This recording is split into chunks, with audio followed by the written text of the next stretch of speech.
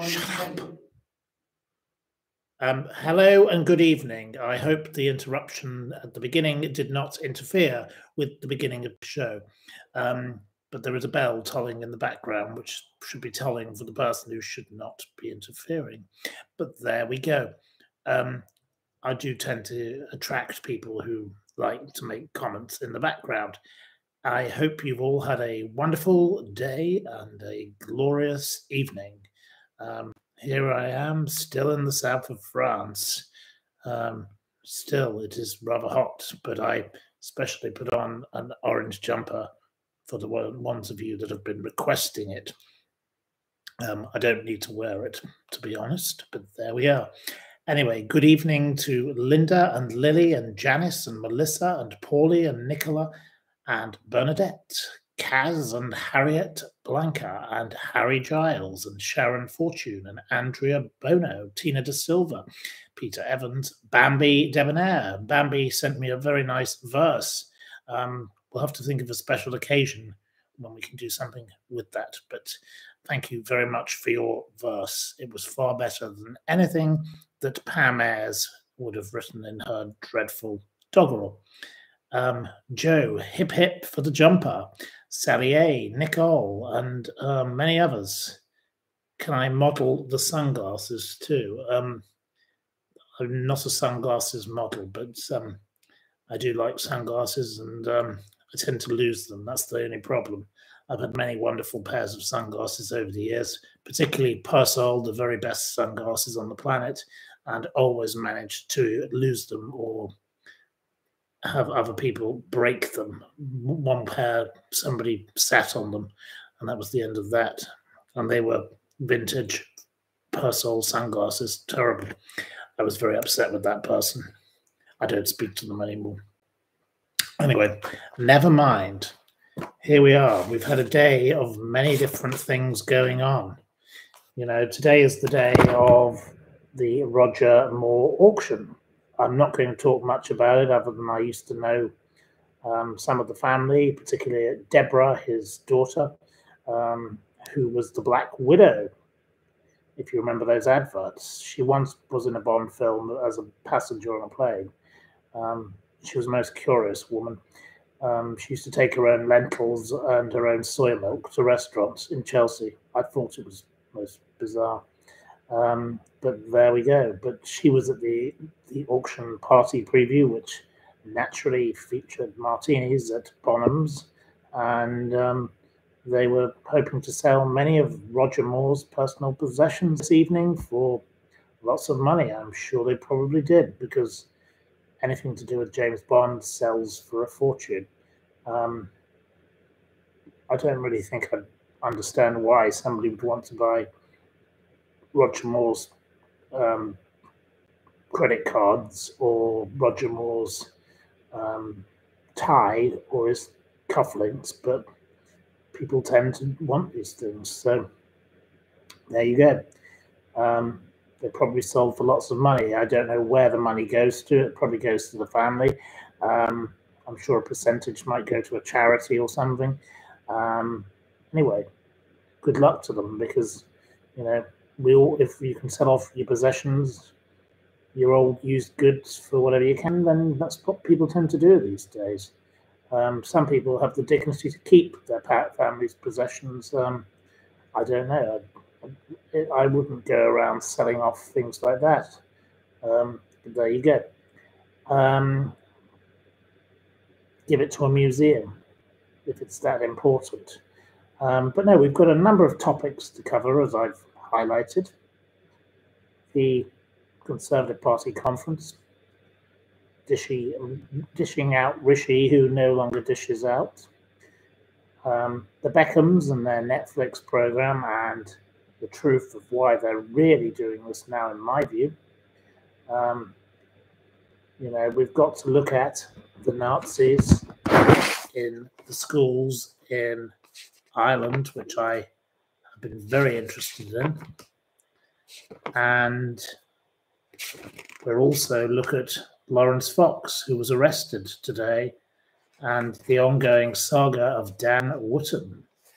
And if we have time, And if we have somebody to help me amongst you, because somebody has to keep notes, the person in this room is incapable of doing that, then we might have an Anne Robinson quiz, because I did bring the book specially to France, but there we go.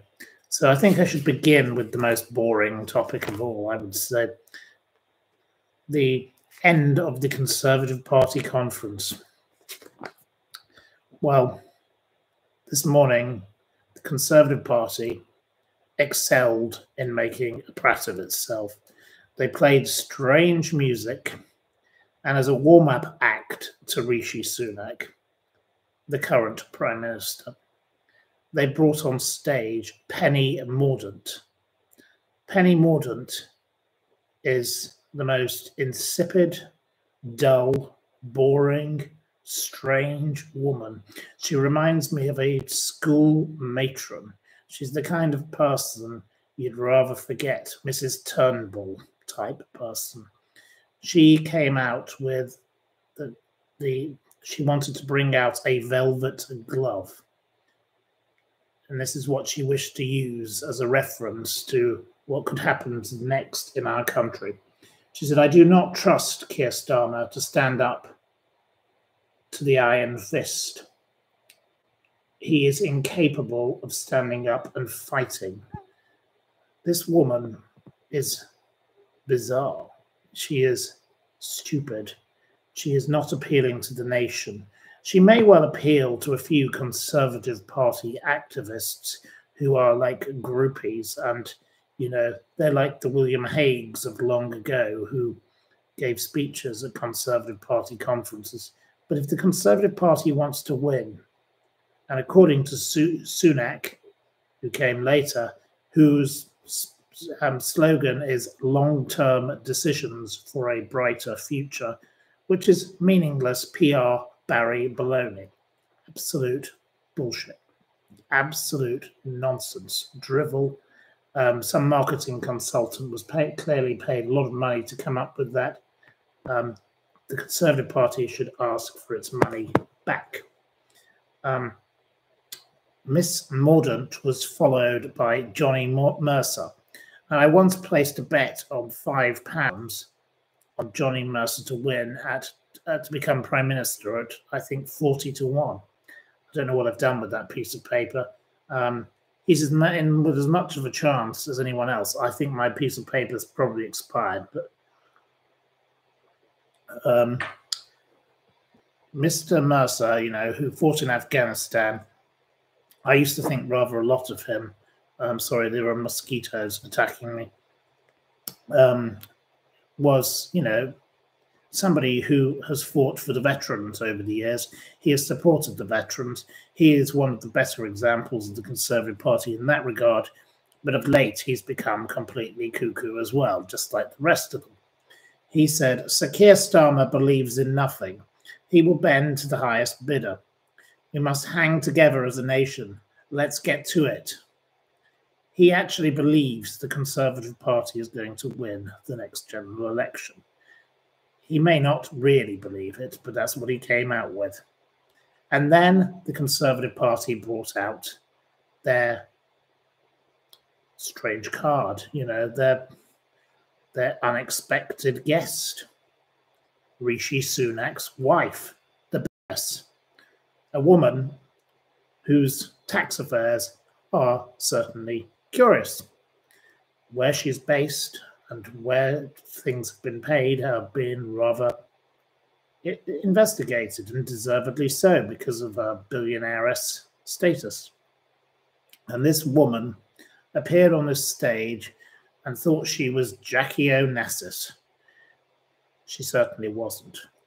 She said, "Rishi and I are one another's best friends. He does love a good rom-com." And they all burst out laughing like a bunch of cackling hyenas. They are absolute nitwits. They have taken the Kool-Aid. They've drunk it. They are fools, these Conservative activists. They are stupid and deranged people. And thank you to Tina for your kind donation. That's very kind of you, Tina. A shout out to Tina, as they say, on other chat. I don't know how the format works of thanking people for kind donations, but thank you, Tina. She continued. Rishi does love a good rom-com, but is not guided by the EU, by Emily in Paris. You know, they think that they are being relevant and clever in making jokes about some Netflix drama. This woman is completely out of touch with the nation. She sits there, no doubt, in her very expensive £500 a pair slippers from Gucci or wherever she gets them from. And she sits there watching Emily in Paris and thinks that she can make a joke about the EU and the nation will be in uproar in agreement with her. She's a fool. She said, one word sums up my husband, and that is aspiration. And then she concluded, conference, thank you for letting me gate crash. It was completely embarrassing. It was completely shoddily put together. Really, whoever are the spin doctors, you're not in the league of Tony Blair. You may not like Tony Blair, but Tony Blair knew how to put on a show. You know, everyone remembers Tony Blair. Things can only get better, all of this. No one will ever remember the strange music and the Emily in Paris reference by the Sunak billionaire family. Really, Sunak, try harder. You're not much good. And going on about comparing your mother, who ran a pharmacy, and your father, who was, you know, together, and comparing yourselves to Margaret Thatcher by saying you were like the grocer, i.e. Margaret Thatcher. You're not in the league. You're not in the ballpark. You're not in the game. Please. You're absolutely useless. I totally agree with you about Starmer. Starmer is not fit to run a bus ticket. You know, you could have made a joke about Diane Abbott. It would have been more funny. Choose something relevant. Be more creative. Instead, you do a PR script that has been written for you by some boring, woke person that you claim you don't want to be woke in your speech later, where you go on about the hospitals and you say about gender and all the rest of it, but you are more woke than you could possibly imagine. And Mrs. Sunak's joke about her husband going in his Savile Row suits and his hoodies, really, does the nation care? Most of them can't afford to heat their bloody homes. Most of them can't afford to buy new clothes for their children because of your cost of living crisis. Shame on you, Rishi Sunak. Shame on you indeed. But in more important matters, I listened to Radio 4 this morning, the Today programme, about the High Speed 2. Now, Michael Heseltine on Sunday rightly said, be bold, carry on, sort this out. Instead, the cowardly Conservative Party have given a speech in Manchester where they have stopped the high-speed thing going to in Birmingham, but they give the speech in Manchester where they've cancelled it going to. Talk about kicking yourself in the nuts. Are you stupid? Were you born in a barn? What are you? A moron? What are you, a fool? Absolutely ridiculous. And this was, as you know, the project. And it was the wrong project. But this is a project that for 13 years the Conservative Party have supported. 5 Conservative Prime Ministers have supported this. 5 Conservative Prime Ministers, including Sunak, have been supporting this, and they have spent billions of pounds of taxpayers' money on this, and then they suddenly decide to stop. This is a ludicrous decision. It is absolutely loopy. And he even admitted, you know, people can say they don't agree with him, He says, our political system is too focused on short-term success. Well, this wasn't a short-term project. It's gone on for 13 years. the man is talking drivel. High Speed 2 is the ultimate example of the old consensus, he said. We will give the rest of the billions to the rest of the country. He claims he's going to spread out this money and throw out the magic money tree. He says you can't have both. What about the hundreds of alternative projects? Well, I say to him, what about PPE? What about the 232 million that went to Michelle Mone? What about the money that went to Dido Harding? What about all of that? This Conservative Party is not a real Conservative Party. It does not stand for conservative values. It stands for Save Rishi Sunak. Rishi Sunak is simply trying to cling on to his position by throwing money around the country, thinking in the red wall seats that fell to become Conservative, those people might be more impressed because of the situation of towns getting money as well as cities. And this morning on Radio 4, they had Sebastian Payne, a former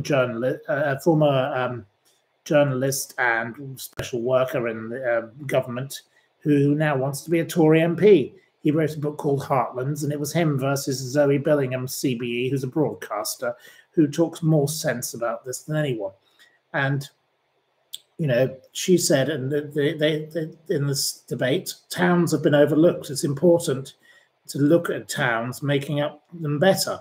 But talk about transport to all things does focus on cities, but we need to not forget either. She's quite right. You know, local authorities, she added, have a £3.5 billion shortfall, thanks to the Conservative Party in government for 13 years. What a mess this is. And though a policy giving £20 million to towns is welcome, it is still a drop in the ocean. This Prime Minister is going to continue to argue that connecting northern cities is just as important as connecting them to the south, countered Payne. That is their argument. They think, let these poor northern places be linked to one another and they might do better. Well, why not link everybody up and do it properly? Do it properly with high-speed trains, which we've started building. So why stop now? What an absolutely stupid policy. Meanwhile, they had Grant Shapps on Radio 4. You know, he spoke about this white elephant, as it now has become, and it has been called out by other politicians as an incredible political gaffe, what has gone on today. And I totally agree with the critics. You know, H-bit of High Speed 2 will only reach Birmingham, and they announced that in Manchester. Do you think the people of Manchester welcome them? They are nitwits. You know, this Grant Shapps, who used to be Transport Minister, now Defence Secretary of State for Defence, said coronavirus has changed travel. And he started going on about his 19-year-old son who has to only travel to work 3 days a week. Do I care about his stupid 19-year-old son? Do I care about Grant Shapps? Do you care about Grant Shapps? No. Grant Shapps is as much use as a bus ticket, a chocolate teapot. He really is an absolute ignoramus and a fool. And Grant Shapps, I hope you lose your seat at the next, because you are an absolute moron. He said the patterns have changed. And he said to the presenter, you are about to read out a list of misleading figures. There are more people travelling for leisure, less for work. Well, the people who have to travel for work, they can't get seats on trains. My friend who works at the Daily Mail travels to London from Oxfordshire. She cannot get a seat on the train half the time. So you are completely wrong, you complete fool. Now, she takes pictures of it and puts it on her Facebook. I guarantee you thousands of others do the same. They are forced to sit on the floor on trains. The trains in this country are second rate. Go to Switzerland. The trains are wonderful. Go to other countries. The trains are wonderful. Train travel is wonderful. Look at your former wonderful person who worked in the Conservative Party, Michael Portillo. The fantastic train journey programs he does. and the train journeys around the world, do they resemble train journeys under Grant Shapps Britain? They certainly don't. Shame on you, Grant Shapps. You're a disgrace. You know, you're claiming significant upgrades will follow because of your throwing money around to different areas. You know, but what about this rickety line that is the West Coast main line? You know, if you're going to the northwest of England, why is it so bad? And why also, as many around me have called for repeatedly, why is more freight not put on the rails? We could save our roads, and we could save all the weight that goes on the roads, which damages the roads and causes all the potholes that get your Conservative voters so unhappy, by putting more freight on the rails. The rail system could be used more effectively. But you, the Conservative Party, in your 13 years in government, have done nothing of any consequence to help change that. You could use canals, use other forms of the River Thames. The River Thames is so underused. You could transport more freight on the River Thames, all other rivers in England. This is the most wasteful, stupid, backward moving thing. This is like scrapping Concorde. You don't scrap something that makes life better. Now, one accident is terrible, but lots of planes have crashed. It was just, there was something wrong with that particular plane. You should never have scrapped such a wonderful project. But that is what idiots in government do. You are reactionary. You are not forward thinking. And Rishi Sunak today tried to say that our political system is too focused on short-term success. Well, Rishi Sunak, if you're Mr. forward thinking and, you know, you went to university in America and you've had all the privileges that you've had, and you are somebody who is a strategist, why don't you actually put it into action? But no, Rishi Sunak. Rishi, you are a self-serving person who is clinging on by your fingernails. You know that you are the John Major of this generation, but with a billionaire budget behind you, and you can clear off to America and have a very nice new life once you lose the election, and you hand the keys to this country to another ignoramus, Sir Keir Starmer, who is not going to help me either. None of these people are going to help me or any of the people watching this program this evening. It is very sad and it is very upsetting that we have a Conservative Party that doesn't care about its own electorate. The Conservative Party used to be a party that represented, you know, decency, honesty, virtue, goodwill, and many other things.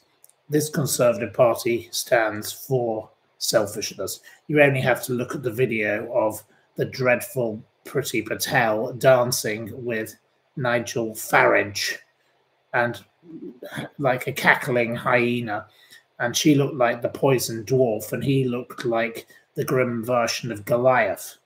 These are stupid, stupid people. And Lee Anderson, the man who says that people should live on 30p a week, you know, who makes silly jokes as well about, you know, transgender and all that. Absolutely stupid. But this, you know, this thing has been timed to coincide with 24-hour strikes by ASLEF. People in this country are going to get sick of you, Rishi, but I'm bored of talking about you also. You know, I think your final words were, I'll be straight with you. I know we still have mountains to overcome. Well, Rishi, you're not going to climb Mont Blanc. You're never going to climb Mount Everest. You're going back to the gutter. That's where you belong, because you are an absolute waste of space. You haven't done anything of any consequence at this conference to convince people like me that you should be in charge of anything. Yes, put him on the Bibby Stockholm. Yes, thank you. I completely agree. And Chris Younts, yes, she is a poison dwarf. Priti Patel is a poison dwarf. As for Suella Braverman, Cruella is the most suitable name for her. She belongs off with many other terrible people on the Bibby Stockholm. I think we should be making a list by the end of the year, which I shall read out of everybody we have nominated to put on the Bibby Stockholm. Talking of which, we will go on to another matter. I think my main matter of the evening is probably, well, I could either do the Beckhams or I could do the Nazis. Somebody said you can't have the Beckhams and the Nazis in the same sentence, but in my show, I can do whatever the hell I wish. So I'll begin with the Beckhams. No, I'll begin with the Nazi. I think it's more relevant. So I have read today about a story I hadn't heard of. It concerns an SS officer, Louis Vertren. He worked at St Conleth's College, Ballsbridge, Dublin. This was in the Irish Independent yesterday. I read lots of international newspapers. I urge you all to do the same. I read the Washington Post. I read the New York Times. I read the New York Social Diary, of all things. I read blogs. I think we all get our news sources from different places now. But instead of reading the Mail Online constantly, as most people do, I like to read differing things. And I'm going to sit back into my chair because I've got lots to say about this. So this is going to take some time. And I read about this story and I was utterly appalled and horrified. I am disgusted by what I have read about how a school in Ireland allowed a Nazi collaborator to operate there. Now, I didn't know much about this, other than I had been reading the Jeffrey Archer novel, the Clifton Chronicles, and in it, volume 4, which I've been reading, the period was just after the war, and it featured Argentinians who are in a plot with the IRA because they said Irish people at that time were still very anti-British, and that's why in the novel the Argentinian family recruit members of the IRA to carry out their sinister plot. Now, I did not know how many people who were involved with the Nazis after the Second World War went to Ireland. Now, many of them went to Ireland via other places, and strangely, many of them went via Wales. I don't know why the Welsh were so enthusiastic, but I will come to that in due course. But around 200 Third Reich figures found their way to Ireland, amongst them a lady called Celestine Lane. Well, I wouldn't call her a lady, I'd call her a monster, an evil, vicious monster who was a French woman who rounded up Jews and resistance fighters, and then she interrogated them. She wanted to form the Breton place as an independent state. She was obviously stupid because she thought the apparatchiks of the Nazi Empire would help her in doing such. She was the leader of the Besan-Perot group, and she managed to get to Ireland, and she happily lived there for a number of years.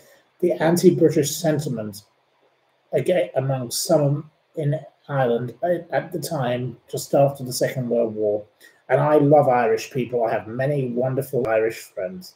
Irish people are delightful. I would love to go and visit the south of Ireland. It's somewhere that fascinates me. There is beautiful Georgian architecture in Dublin. There are wonderful places on the West Coast, I'm told, Galway and all these places. I really am fascinated by Ireland and the horse racing and the absolutely fascinating stories that people like a lady called Nicola Tallant, who works for the Sunday World, has told me about the true crime there, which she doesn't talk about all these silly big cases. She talks about local crimes that go on there. And these crime families that operate there, they are quite something else. Now, I urge you all to listen. That's my recommendation of the day, is to go on Nicola World's True Crime channel, which you can listen to on things like Spotify. She has fascinating tales of Irish stories. She also covers stories like Russell Brand, for example, she recently talked about. And she does normally about 45 minutes. She did one with me about Ghislaine Maxwell. I think this lady is utterly amazing, and she has infiltrated all manner of crime syndicates, and I urge you to watch. But at this time, in the 1950s and 60s, Irish people overlooked these terrible Third Reich people that arrived. So there were around about 200 of them. And most of them were gone by the 70s because the attitudes had hardened. But I will come to one person who the attitude wasn't hardened about in a minute.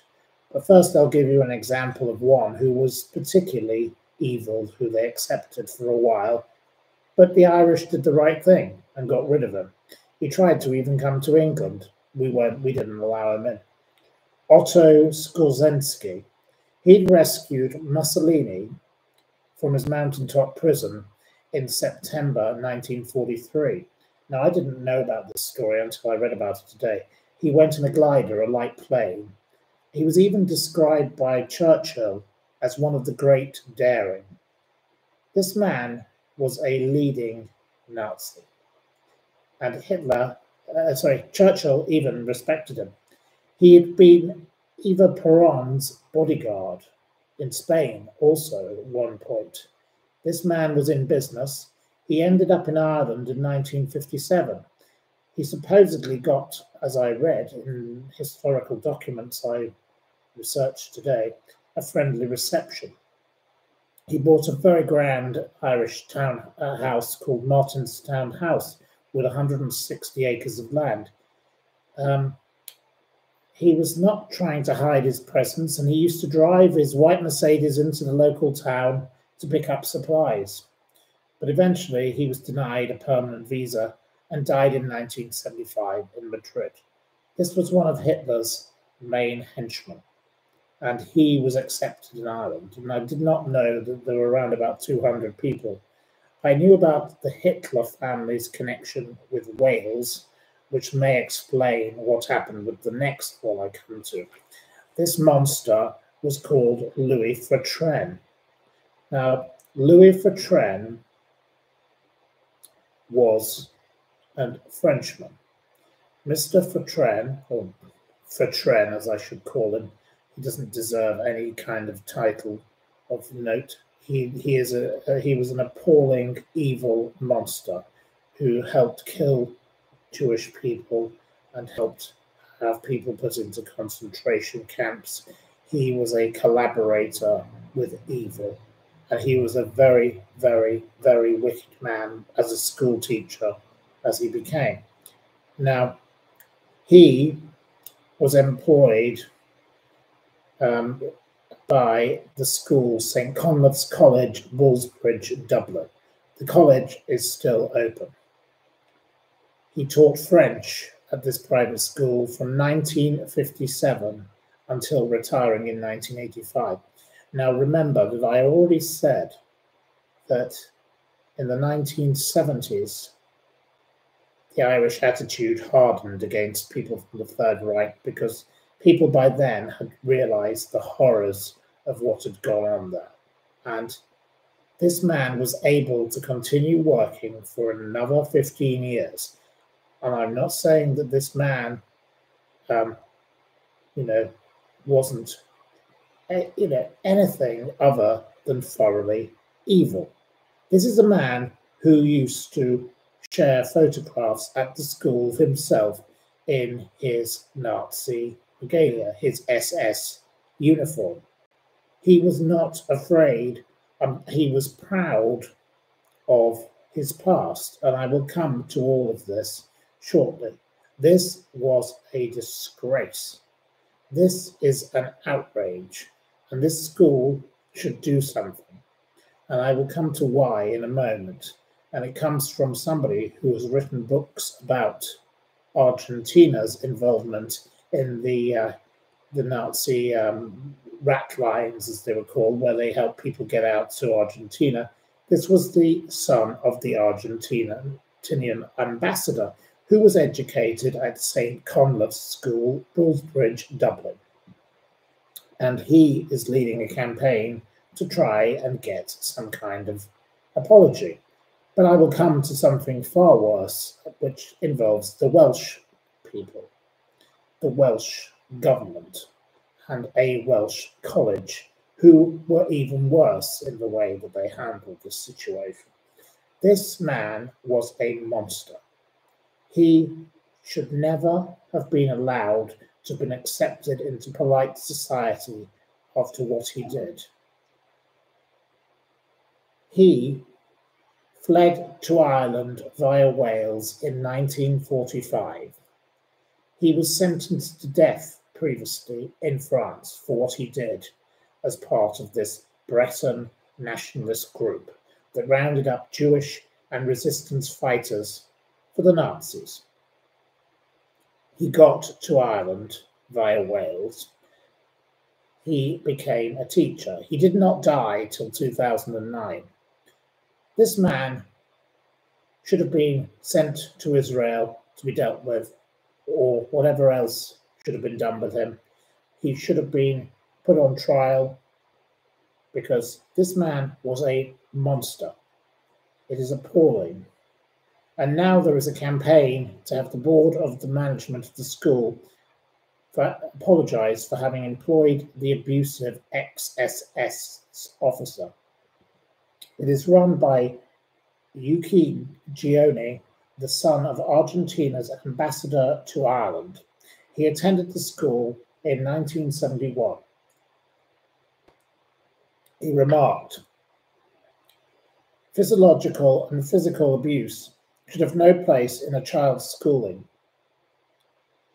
and war criminals should not be allowed to head a classroom. Educators must strive to be examples of integrity, and children need to feel physically safe in the presence, not horrified by the educator's heinous past or petrified with fear of corporal punishment." Louis Fitron transgressed these rules. Far from providing a space, he used his classroom to unleash his baser instincts upon defenseless children. And far from being an example to emulate, he was a boastful, unrepentant, and proud former officer in the most evil and tyrannical organization of the 20th century, the Nazi SS. Now, Mr. Gioni says, this deeds of the past are not to be blamed on the people of the current. He adds, "The school acted within the context of its times with a different yardstick than ours, and its actions back then do not reflect upon its current stewards. What St Conlove's can do, however, is underline the distance it has travelled and apologise for actions that it played no part in, but that were carried out under the name it still bears today. We cannot be judged for the behaviour of those who came before us, but that does not absolve us from distancing ourselves from that past today. St Conlove's supposedly is understood to be considering its response by its board of management." This man was a chain-smoking of French cigarettes who would make students stand in front of his class and take off clothes if they could not name the name of those clothes in France. He showed his pupils pictures of himself in a Nazi uniform. He was a member of the Breton movement Breton Perret. It aimed to establish an independent Breton state. He wore SS uniform in that role and guarded interrogation centres at a place called Rennes. Now, Kieran Owens backs this up. He attended the school between 1966 and 74. He experienced this evil monster for far longer. He said that Mr. Louis Ferturn inspired respectful fear. He added, no one would consider crossing Mr. Ferturn. He was a volcano ready to erupt at any moment. If there was any form of transgression, he would be very, very, very swift and violent. I witnessed him bashing a guy. The guy threw across the room. If he was attempting to get you to pronounce a word, he would use his hand to mold your jaw into whatever position it required to get it right.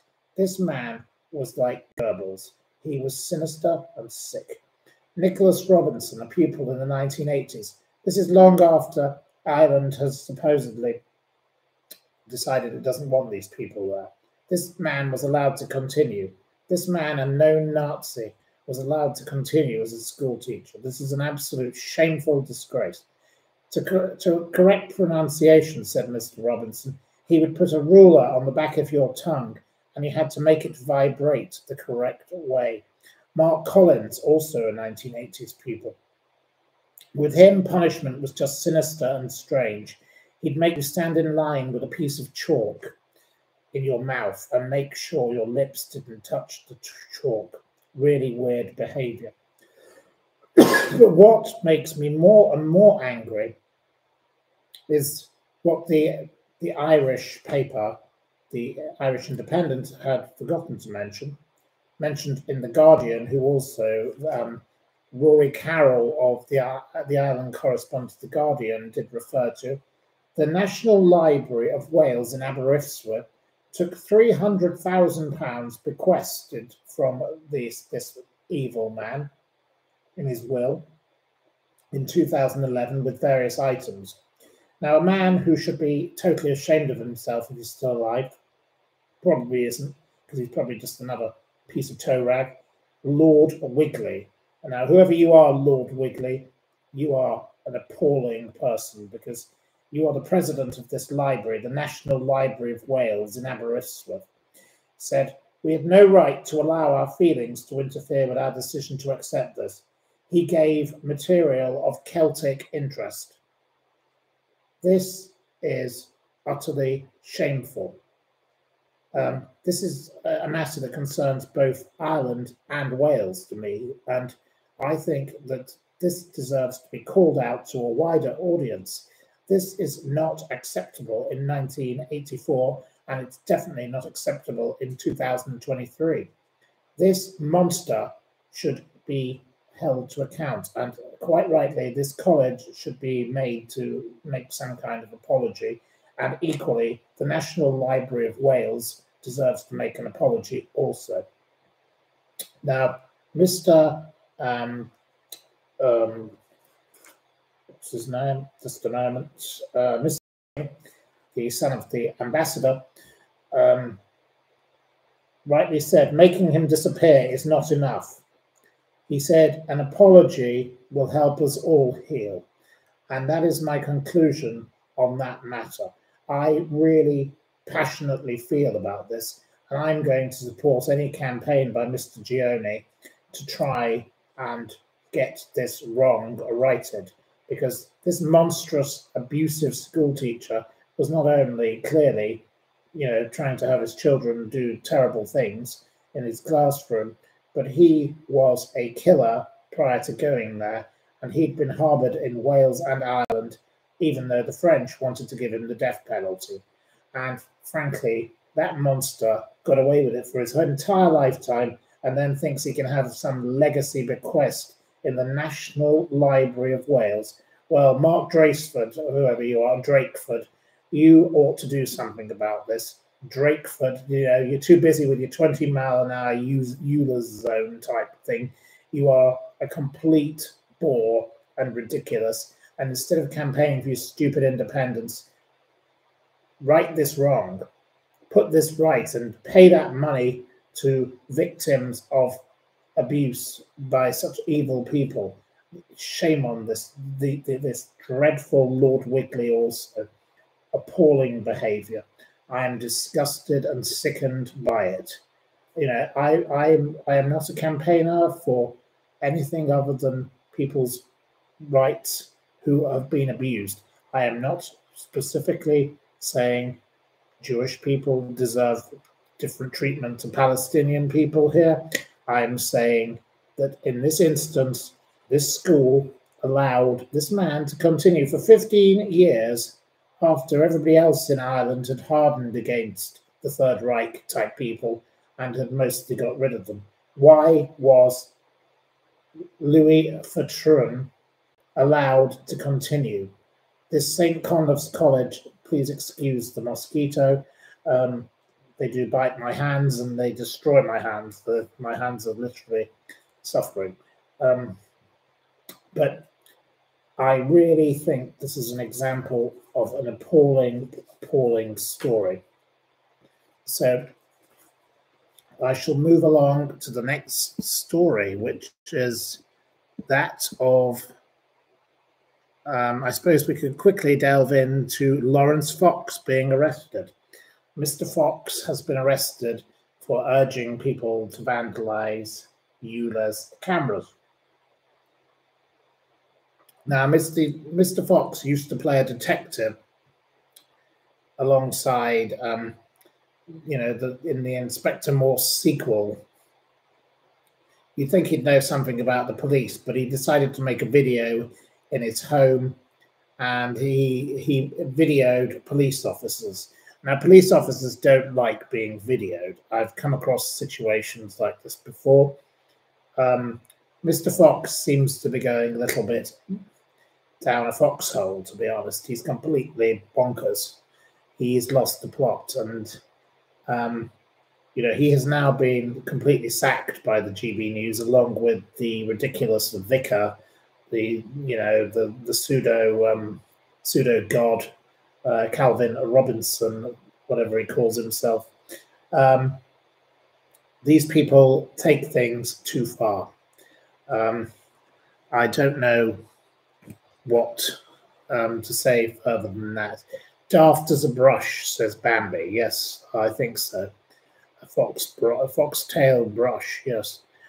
He's definitely losing the plot, and he sat there smoking, and all these people are moving around, taking his things, and he made a video referencing himself like he was going to what he called a cancellation camp yesterday. I don't think he understands the significance of his stupidity. He has gone too far. He used to be semi-amusing when he was an actor. He has totally lost the plot. I feel sorry for his ex-wife and his children, to be honest. It must be very unfortunate to have such a saga going on in their lives. So, you know, Billy Piper, I do feel sorry for you. I did meet you long ago when you were with Chris Evans, but there we go. There's another story. But now we shall talk of Dan Wootton, who is also in a similar vein. Mr. Wootton, I don't think there is any point saying any more about Lawrence Fox, because quite frankly, it has reached a point where the man is he's just laughable. Regarding Dan Wootton, who's now the subject of a Metropolitan Police investigation, various newspapers have taken down their articles, The Guardian and The Mirror amongst them, because they have been threatened with legal action, basically. And they've decided not to do this. The Byline Times is continuing to keep up its articles. I salute the Byline Times for standing by it. Dan Wootton is a man who was abusive about the voice of an angel that is the wonderful singer Susan Boyle. And Dan Wootton, you know, it seems went by the names Martin Branning and Maria Joseph. He denies any criminality, and he's entitled to do such. But many people have deleted articles because of threats issued by a lawyer representing Wootton. Now, Wootton is like the boy who cried wolf, in my view, but let us see what happens. But I think that Mr. Wootton has done so much damage over the years, and he, alongside his friend Lawrence Fox, too much. Fox is a gatekeeper, says Simon Coates. I quite agree. Mr. Wootton is still suspended from the GB News as opposed to sacked, unlike the other ones. The other ones have been fired. It will be very interesting to see who survives the GB News, because the owner, who is a representative, frankly, of foreign nationality-owned hedge funds, is more interested right now in acquiring the Daily Telegraph, which frankly is nothing more than a comic in my view in its current form, but they believe that that will probably be the next way of controlling the next Conservative Party narrative. So that is the reason for doing that. It is an absolute shameful state of affairs. Anyway, that's enough of that. I shall move on to the programme called Beckham, which was shown on Netflix. Now, the Beckham programme is something that was a 4-part documentary series.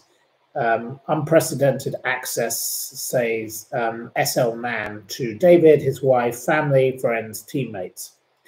It is a resulting portrait of a man as well as a chronicle of modern sports and my most hated word, celebrity culture. Well, they've had the fancy premieres and they've had all their little friends and little supporters show up. But let's look at why they did this now. Now, Ephraim Hardcastle for the Daily Mail wrote this morning, the former England manager Glenn Hoddle declined to explain to the Netflix Beckham documentary launching tonight, which is this evening, why he blamed David for the team's exit from the '98 World Cup after being sent off for kicking an Argentine player. We seem to have an Argentinian theme this evening.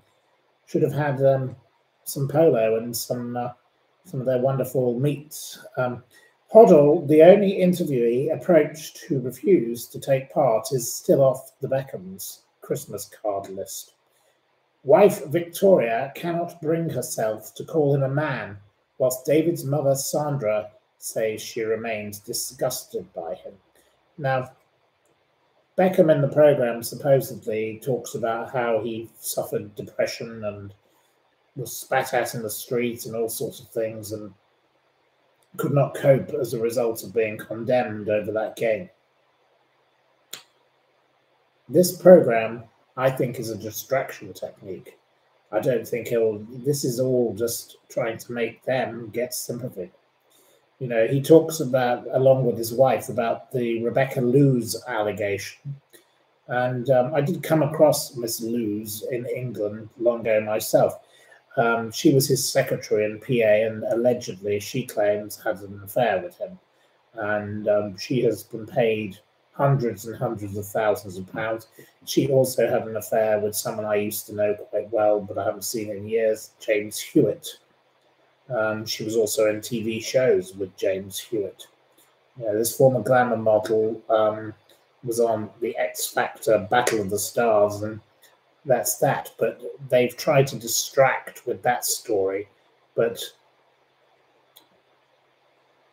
I personally came across Mrs. Beckham first, probably around about 1999, in a shoe shop in Sloane Street in London. And this is a story that was reported in the newspaper. I wasn't named because I wasn't the person who suffered the abuse, but I was there with somebody I know. And Mrs. Beckham walked in and said, "Clear the shop." And she came with her sister, and all her entourage were outside, and then they left because they thought that this woman would be there for some considerable time. I saw the temper of this woman when the shop assistant said, "Madam, we're not clearing the shop. These are our best customers," and pointed to the people who were already there, including the person I was with. Now, Mrs. Beckham got very angry and stormed out, and she smashed the shop door into another customer. And her car wasn't waiting, so she was surrounded by the paparazzi, and that was the story. That's my only ever encounter with her personally.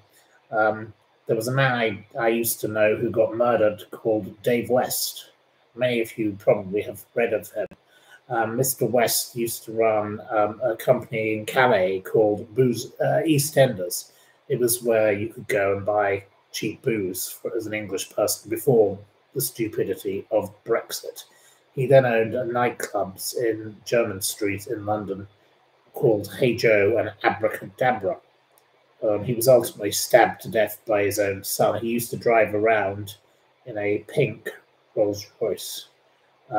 He paid to go to a party at the Beckhams' house, and the Beckhams, this was for a charity thing, and this man, whatever you thought of him, he paid his dues, and he bought it in an auction, and then they told him he wasn't a fit person to come to their party.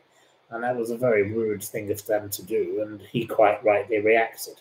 He didn't like the smoking ban, so he hired Cherie Blair, who was then married to still is married to he was at the time Prime Minister, to fight the smoking ban in his clubs. He lost that. He was a very eccentric person. He was a bully, and he wasn't a very nice man.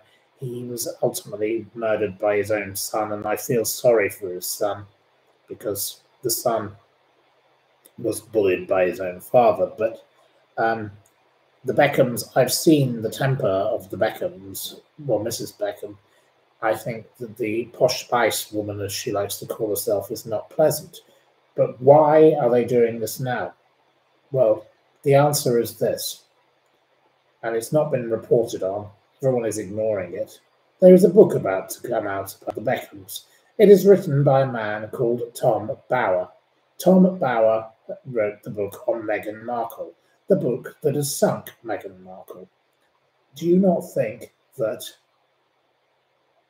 this woman, Beckham, and her dim-witted, slightly odd husband are not scared of what this book could do to them?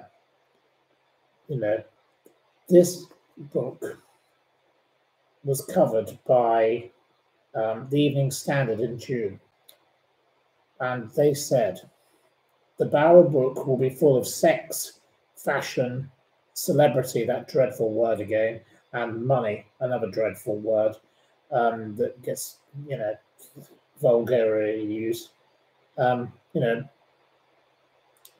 Tom Bower has previously ferreted out Boris Johnson, Markle, Mohammed Fayed, Bernie Ecclestone, Simon Cowell, and even Robert Maxwell. He found the Beckhams a lot more exciting and interesting than he thought it would be, he said. He will cover infidelity, kidnap plots, shop dramas, tax avoidance rows, leaked emails about Mr. Beckham wanting to get on the honours list. The article concluded, the Beckhams have a well-managed public image, but have had their fair share of scandal over the years. The Beckhams have deep pockets that they could use to try to constrain the book. But Bower wouldn't be put off.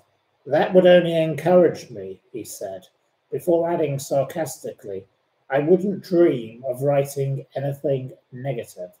Now, there's been the whole saga of the spat between the Beckhams and the Prince Harry and his wife, the Duchess of Sussex, the former Meghan Markle.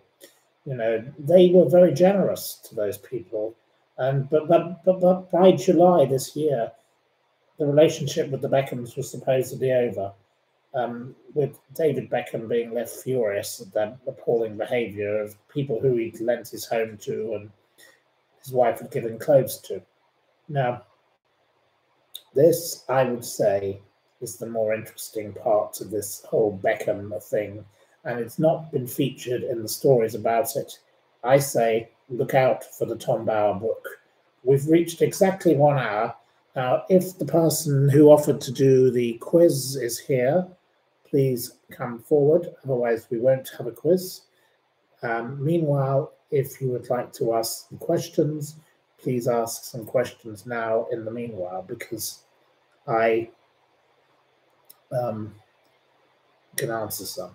But it looks like the quiz person is not here.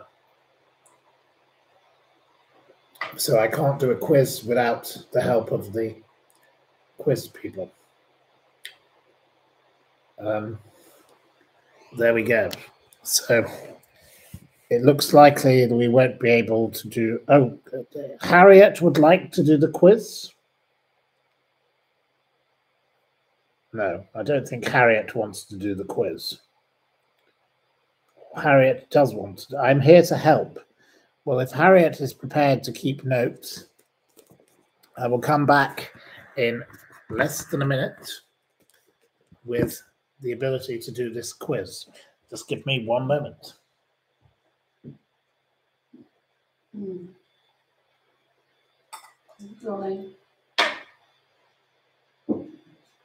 We're about to do the quiz.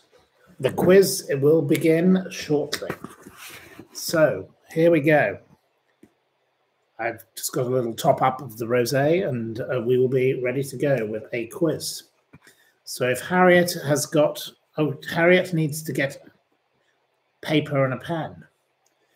Well, thank you, Harriet.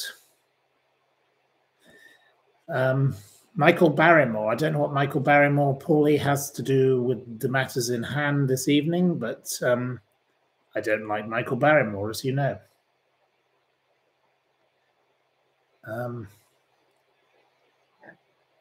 Shirley would like to partake in a quiz. So there we go.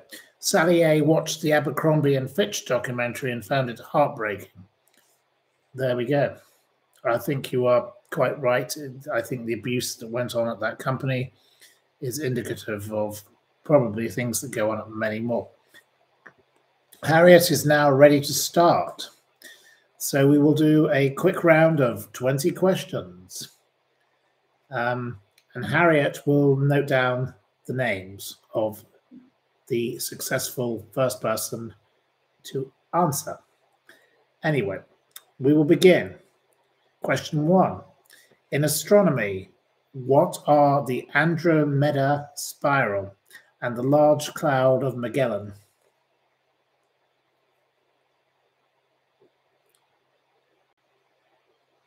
The winner is Tina De Silva. So please mark down Tina De Silva with 1 point. Galaxies. Tina De Silva wins the first point. Question 2. On which of Florida's famous keys might you visit Ernest Hemingway's house?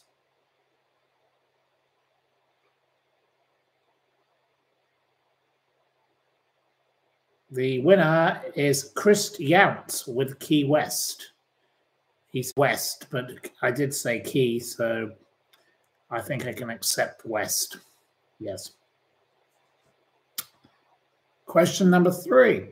Which F is a single flower or branch in the head of a cauliflower?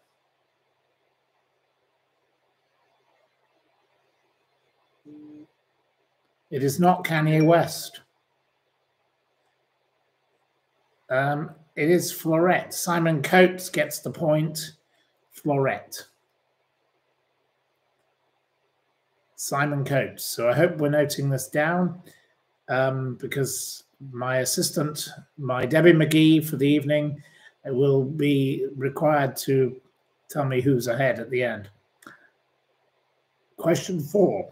Which actress played the character Molly in the 1990 film Ghost?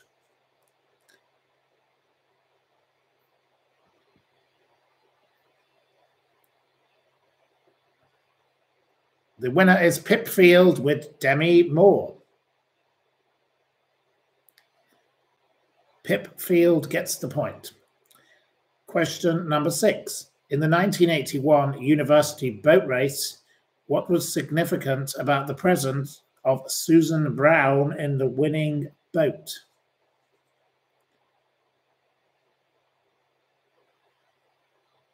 It was not Molly Sugden, who was, I believe, in Emmerdale. Bambi Debonair wins with first female cox. Bambi Debonair gets the point. And thank you again to Bambi Debonair for your lovely verse, which we will come back to at a future date. Unless you win tonight, in which case I shall have to read it out. And we may well do that. This is a lovely thing. Question number 7.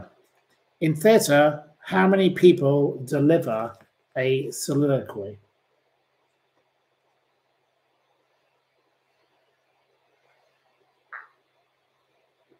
Bambi Debonair wins yet again with 1.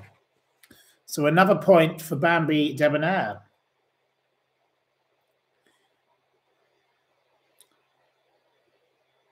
In question number 8, in pop music, which former Beatle started a film production company called Handmade Films?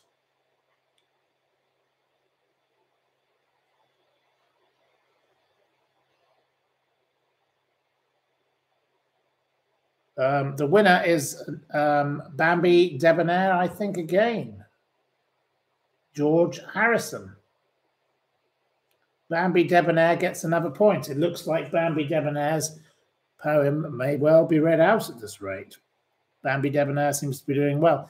The person asking, have I been bitten by bed bugs? No, I haven't. It's mosquitoes. They come off the water. Living here next to the water, it is lethal. You spray the room and it doesn't make any difference.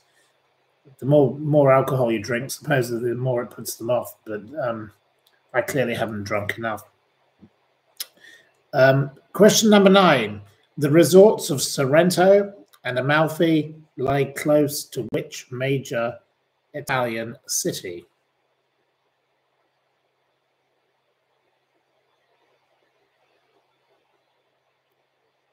It is not Spain, and it's not Florence. The winner is Daniel Wildgoose with Naples, which he hasn't spelled correctly, but I understand the meaning, so I accept his quick typing. Question 10. Here we are coming to a question relating to the dreaded Beckhams, but not particularly about them in particular. Maybe or maybe not. In pop music, which Spice Girl sang with Dane Bowers on her single, Out of Your Mind? Now, we can have multiple answers to this, so it could be any one of the Spice Girls. So I can accept Victoria. Well, actually, I can accept Posh Spice. Nicole gets the point. Nicole gets the point. It was Posh Spice, Victoria Beckham, or formerly known as Victoria Adams. So there we go. I did not choose this particular page in the quiz based on the fact we were talking about those people, but there we are. Which European city's professional football team are known as the Grasshoppers? Is question number 11.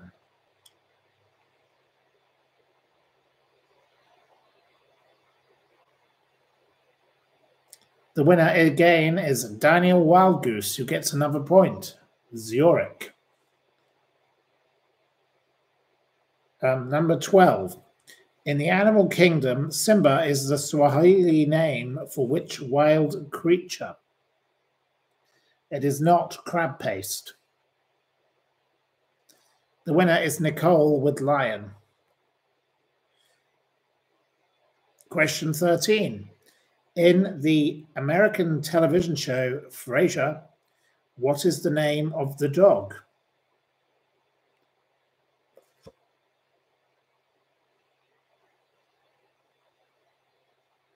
We don't seem to be getting any answers. The winner is Lily with Eddie. Question 14. In music, in which decade was tenor Luciano Pavarotti born? So we need the decade, not the year. If you can name the year, it was not the 1960s, it wasn't the 50s. Daniel Wildgoose wins with the 1930s. It was actually 1935. Pavarotti was an absolutely wonderful gentleman. Only met him once, but he did like to eat. I will say that. He liked to eat rather a lot. Question 15. In sport, which football manager is associated with the phrase, "Do I not like that"?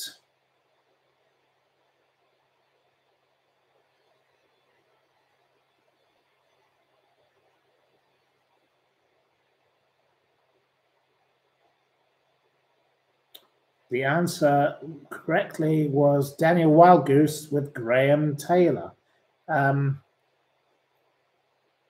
Daniel is now in the lead. Daniel is stormed into the lead. There we go. So, question 16. Which fashion designer who opened his first shop in 1970 was knighted in 2000?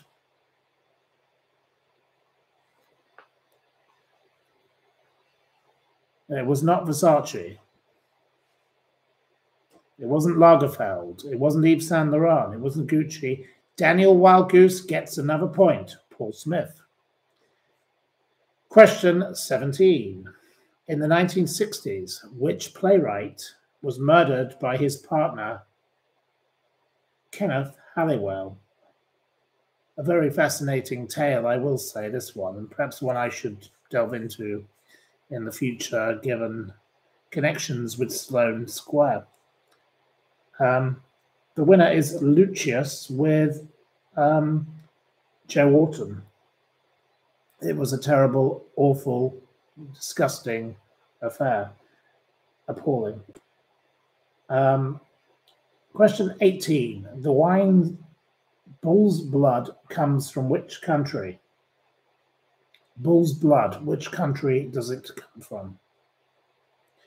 The winner with Hungary is Anna Perkins. Anna Perkins returns to the fray. We haven't had Anna Perkins on the quiz this evening yet, I don't think. Question 19. Which 1978 Alan Parker film revolved around a drug smuggler's ordeal in a Turkish jail?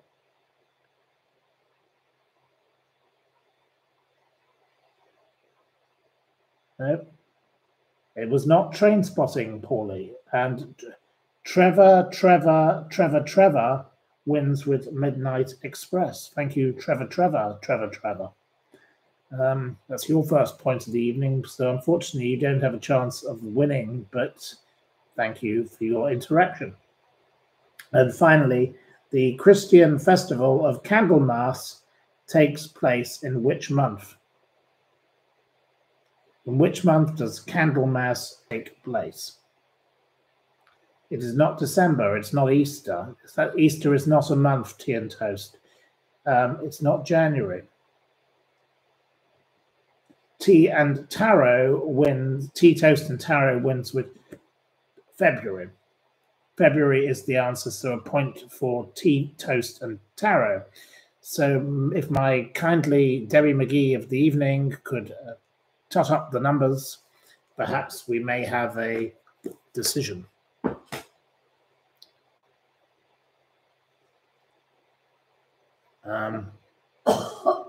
There we go. And whilst we're trying to wait for a decision, if you have any more questions, if you want to quickly ask any, I could try and answer them.